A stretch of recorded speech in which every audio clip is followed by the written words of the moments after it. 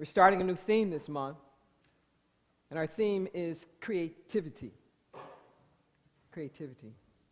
And my topic today is the creative process. As was discussed earlier in the reading for the day, that too many of us tend to think of creativity in strictly an artistic form. We think of creativity, we think of writing or music or dance or art or something like that. And I'll hear people say sometimes, well, I'm not creative. You ever heard say that or found yourself say, or I'm not very, creative. We are naturally creative. And I don't mean just that we naturally have talent and can draw and can paint and do these kinds of things, which is true. But it is to say that everything is energy. And we are energetic beings, and we are creating every moment of every day. That's astounding when you think about it. We are creating every moment of every day. Our thoughts are creative. Our words are creative. Our actions are creative. Our feelings are creative. And part of what makes this so astounding is that as human beings, we have the extraordinary capacity to think one thing, say something else, act another way, feel something else, and do something entirely different than all of that. Okay? And believe it or not, there can be inconsistencies. I know that's hard to imagine. But inconsistencies within all of those things, and rather at cross purposes. I'm doing my workshop again next month on intent and how to bring all of that into alignment. So think about this for a moment. We're thinking one thing, we're feeling something else, we're doing something else, we're saying something else, We're doing all that, thinking something else. But each of these is creating something. Ooh, think about that for a moment. They are each creating something. So your actions creating this, your feeling is creating that, your thoughts are creating this other thing over here, your words are creating something else. That's a whole lot of creativity. And when it's all not going in the same direction, it's a lot of drama. It's a lot of drama. And unfortunately, so much of our creativity is creating unnecessary drama. Why? Because we're not owning the creativity. Listen to what I'm saying. Because we're not owning it. And because we're not owning that we are creative, we're not assuming responsibility for it. We're not assuming responsibility for it. We have this idea that we can just do stuff, or we can just say stuff and it's over. Wouldn't that be nice? It's not. It is continuing to resonate. First within you.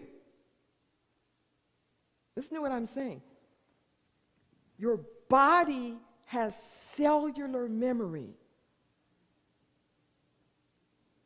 Our bodies are literally holding on to all the things that we have said and felt and done. Isn't that extraordinary? It's holding on to it. Now, think about this for a moment. Our body is continuously recreating itself. So the body you have today is not the same body you had last week. It's not. This isn't the same body you had last month. So if you have a condition today that you had a year ago, It is not that you have the same condition that stayed with you. It kept getting recreated. I'm not saying this is judgment. This is true for everything. If your eyes look the same, it's not because you have the same eyes from 5 years ago. It's that that pattern kept recreating itself. This is extraordinary when you really think about it. Your thoughts, it isn't that we have thoughts that are following us around.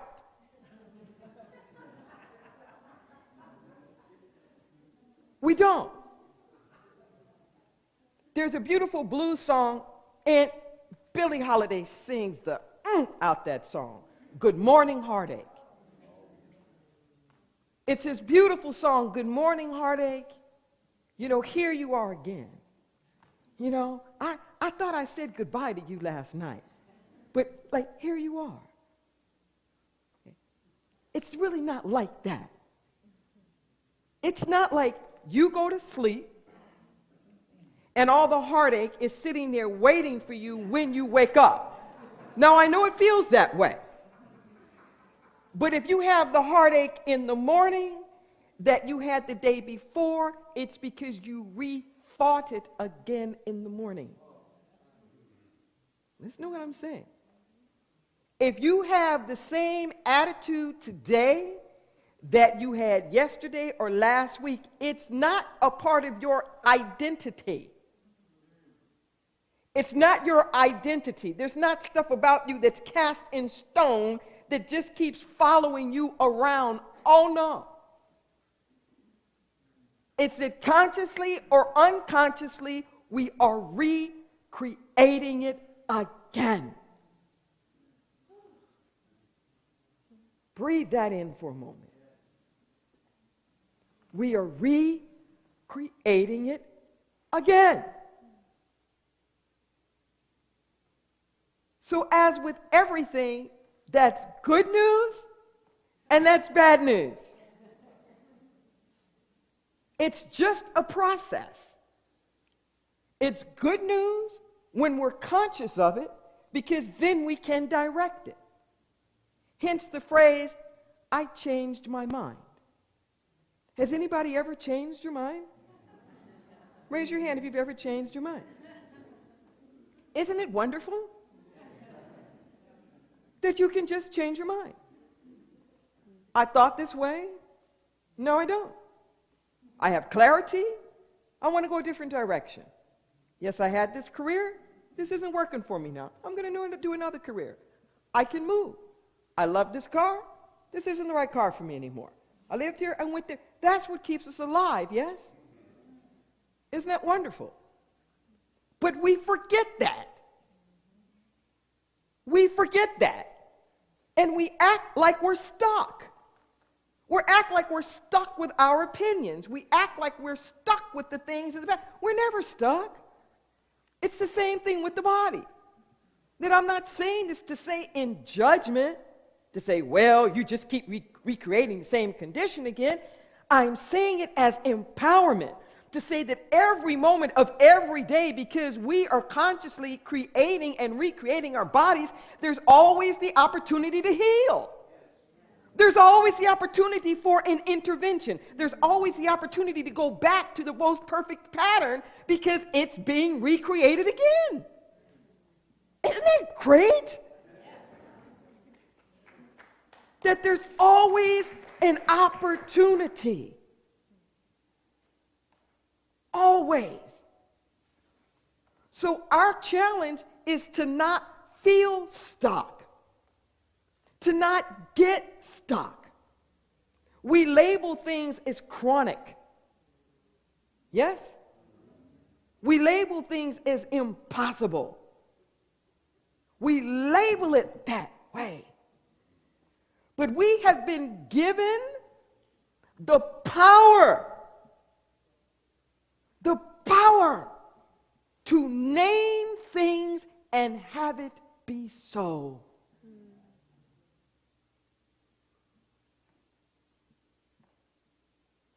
This is how we create our experience.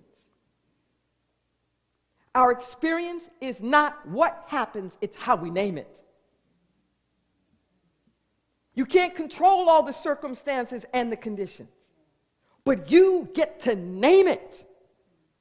And it is through the naming of it that it's either a blessing or a curse to you.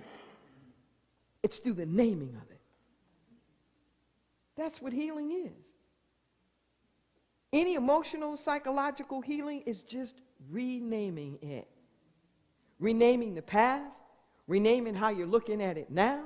You can't unring the bell. You can't unring the bell. But you do have an opportunity at every moment of every day to see it differently.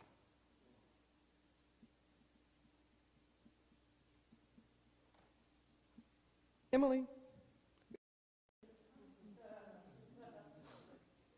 It's nothing like putting somebody on the spot. Why? Because I can. So this is Emily Nonson. Nonson. Rhymes with Johnson. You'd think I know that by now. I can spell it at least. I can spell it. Interesting spelling. It is Danish. Is that it? Is that why I've never seen it before? Yeah, Danish. I don't know a whole lot about it. Anyway. Yeah. So, when did you start studying with me? About 7 years ago? 6, 7 years ago? 8. 8 years ago? 8. Oh, with you personally? Yeah, with me. With the program. 6. 6 years ago. Okay. Yes. So, Yes.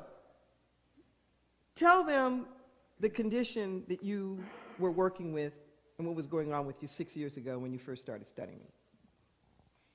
I was just thinking about that when I was sitting over here. I used to have to wear a neck brace. I had a big pad behind me to hold my head because I could not be straight. Oftentimes I would lay down on the floor in the back during the service to be here. My body was just like biting me, muscle spasms.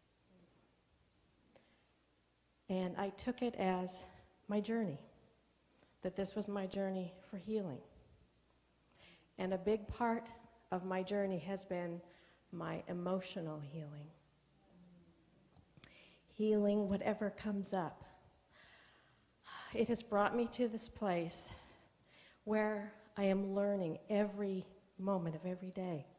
Whatever comes up, the stuff, the thoughts, the feelings in the body, to love it, to accept it, that it's here for me to learn, to let go, to move through it. Because it's when we hold that energy, we hold it, we get stuck, the fight, flight, or freeze. I froze a lot for many, many years, which is what led me to this. So letting go. When something comes at you, just let it go through. Release it, because it's not who we are. We are love. We are joy. We are creativity. Yes. We are all this and so much more. And I give thanks for Inner Light. I give thanks for Reverend Deborah. Reverend Deborah.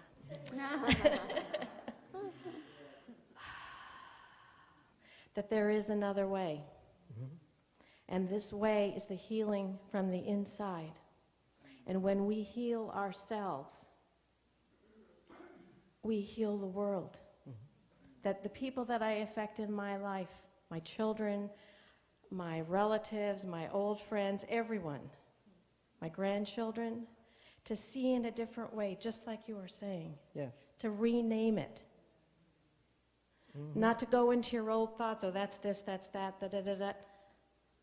No. Amen. Rename it. God is all there is. Yes. Mm-hmm. Emily. Thank you. Thank you. Yes. True.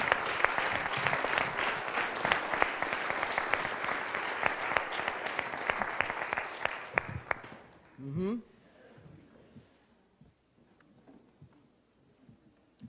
And you don't heal just in the particular. So she picked up a husband along the way. A few other good things. I'm really serious when I say that. You don't heal just in the particular. You can't just heal one part. Everything is creative. And I want to be very explicit about this because I contend that part of the reason why we're not having more change in our lives is because we really aren't willing for all of our life to be healed.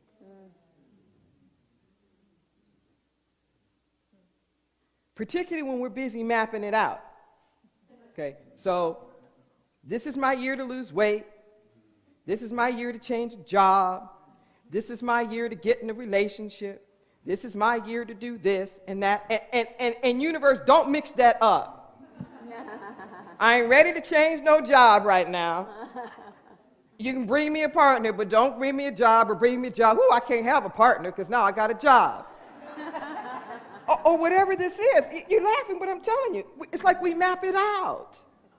Okay? And it's not like that. And we fixate on one piece of the puzzle. Like our life is this huge mosaic, and we're stuck in this little left corner. What does this mean?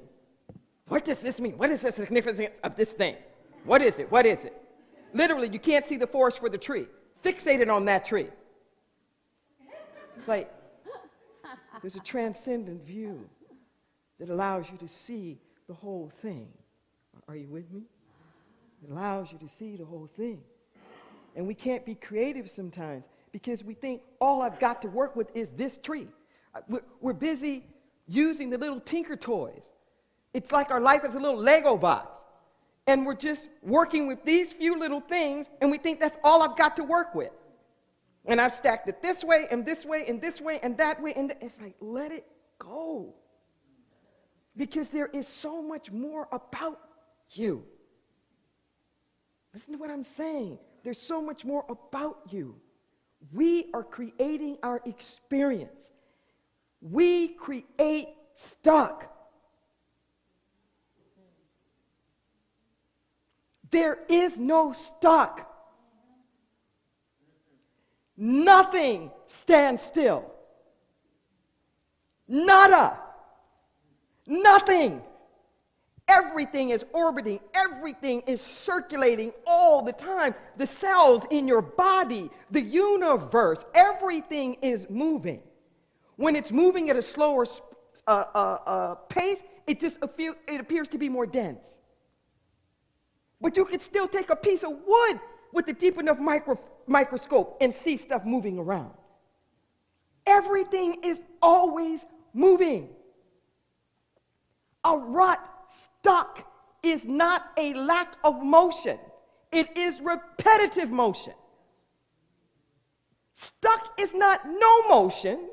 Stuck is doing the same motion over and over and over again.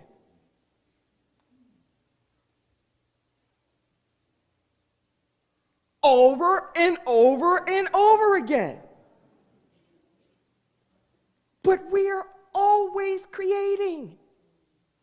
You can't not recreate. First off, it's you. It's in your body temple.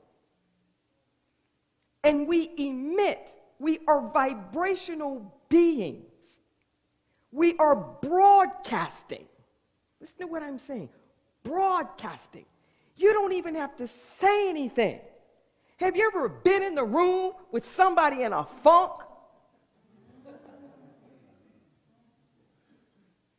It's like a bad odor. They just stunk up the whole place. Or the energy of anger or fear. We're all vibing off of each other all the time. This is extraordinary when you think about it. We are making little deposits in the ethers. Every time we say something, every time we think, every time we feel something, we are making a deposit in the ethers that's just there. Now, I know that's hard for people to understand, but think of it like the cloud. I can talk about the ethers and people think I'm nuts, but oh, the cloud.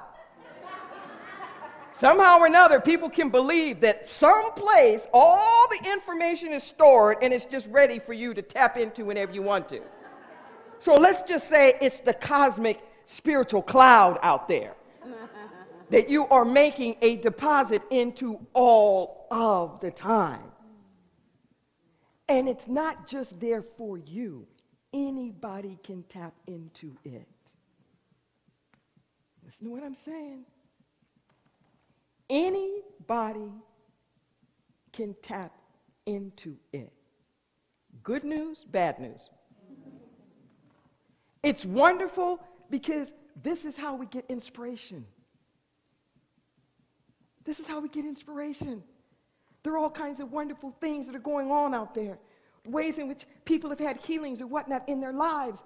And words that we've heard, poems that we've read, music that we've heard. It isn't just that moment. It's like you hear it that moment, but years later, it still has a vibratory pattern that's going on that can be picked up.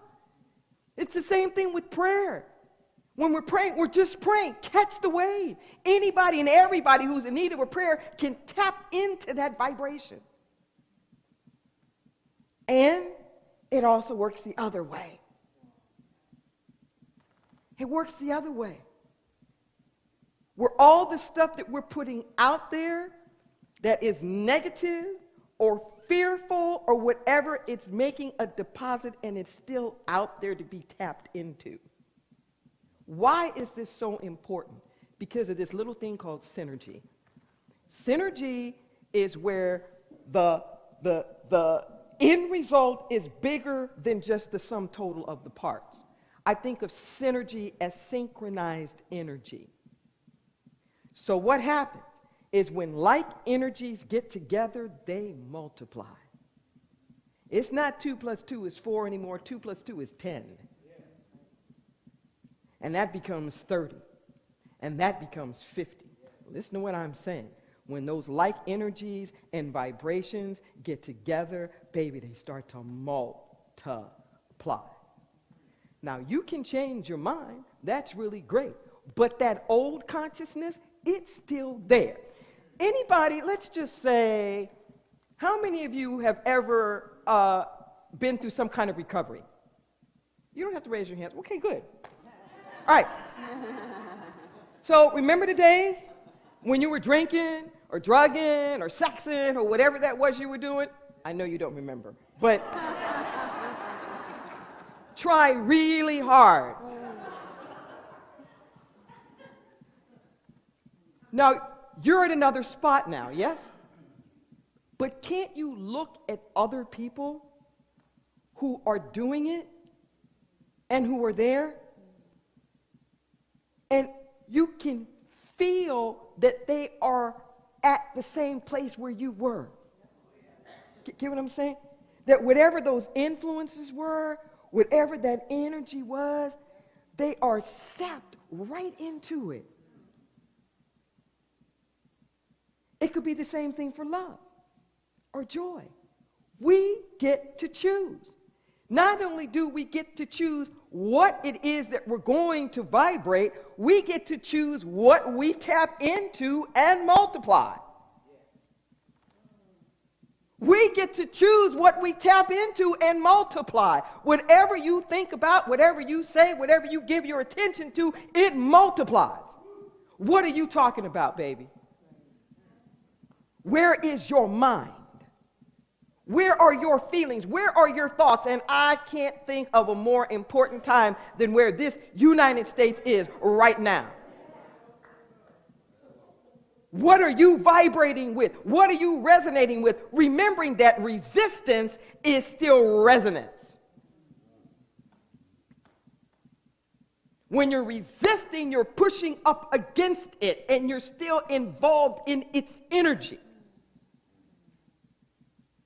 Listen to what I'm saying. What you resist persists. Raise the vibration. Don't sit there and try to fight against something. Put something else out there. See, you can't unring, you can drown it out with a new sound. You can't take the thoughts back. You can't undo those years. Oh, but you can put something else into motion. That's how we change.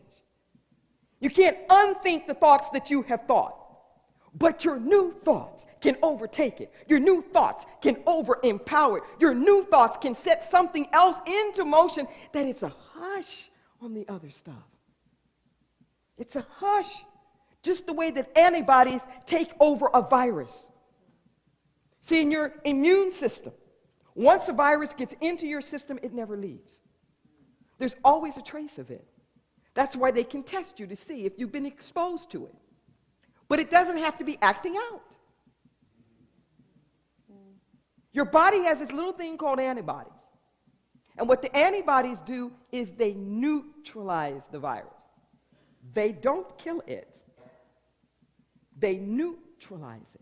To neutralize, render it helpless, where it can't do anything. It's still there, but it's not being activated. Are you with me? These antibodies store memory. They remember. They don't kill it, but they remember what it took to neutralize it. This is the theory behind vaccinations. You're actually inoculated with a bit of the virus so that your antibodies can recognize it, realize it, learn what it needs to defeat it in a little dose. So that when you get exposed to a big dose, or possibly exposed to a big dose, your body already knows how to fight it. Your body already has a jump start. Are you with me? You have a spiritual immune system.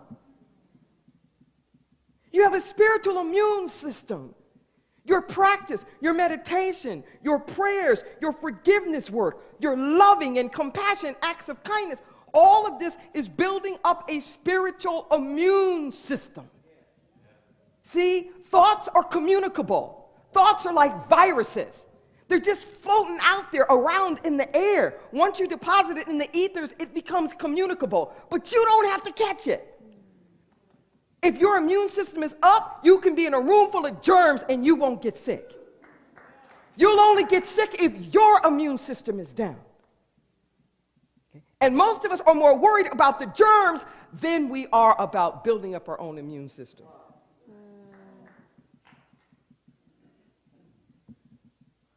Most of us want all the people with the viruses to fall off the face of the earth rather than building up our own immune system. You build it up. We're creative. We have the opportunity to do this. Isn't that extraordinary? In the outer, so in the inner. In the micro, so in the macro. So every single thing I am saying here about the individual is true for us as a society. Every single thing. All of it.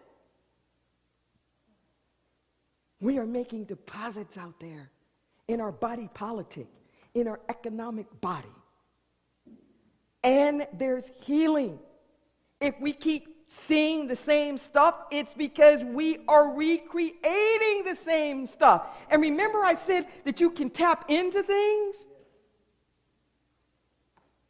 We are tapping into energy fields from people who aren't even alive anymore, which is how history keeps repeating itself. It's because we are tapping in to old thought patterns, old ideas, old something, but we can do something new. If you want to make a difference, you got to do something different. You can't make a difference complaining about what is.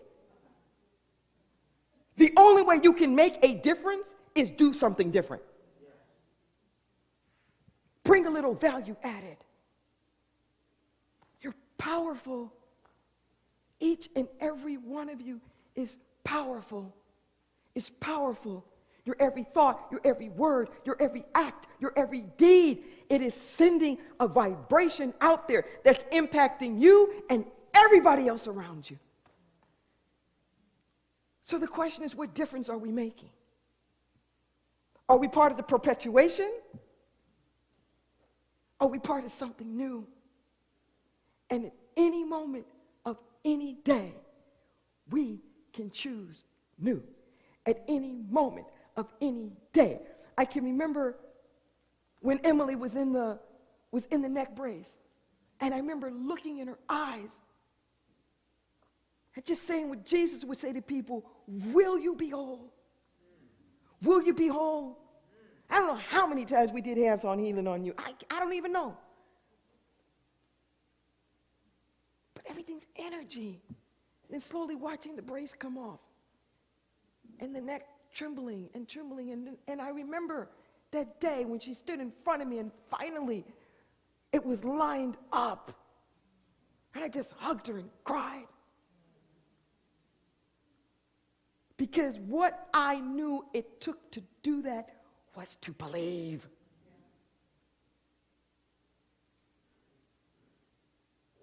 Do you dare believe? Do you dare imagine? And that's all it takes. We don't know how to heal our body. We don't know. We can't go in there and micromanage everything. We just have to believe it's possible. We don't have to know how to micromanage everything out there in the politics and in the economics. But if we imagine that it's possible, imagine wholeness, imagine health, imagine sustainability, imagine justice, imagine truth. Just dare to imagine it. And the creativity of our own vibration will bring it into manifestation. Why? Because it's just the way it is. It's just the way it is. Isn't that wonderful? Yes. Isn't that extraordinary? Yes. Isn't that good news?